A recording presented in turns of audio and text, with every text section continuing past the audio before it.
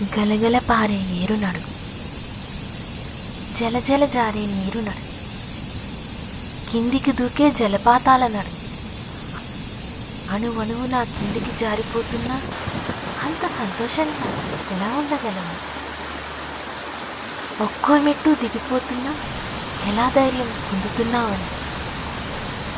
పల్లానికే ప్రయాణం అని తెలిసి కూడా నిరాశ చెందవే అని సమాధానంగా ఏం చెప్తుందో తెలుసా? నేస్తమా, ఒక రోజున తల ఎత్తుకోవాలంటే ఇప్పుడు తల ఉంచుకొని సాగా. ఈరోజు నిరాశ చెందక కిందికి సాగితేనే ఆ సంద్రంలో చేరి ఎగసిపడే కెరటంగా మారగలను.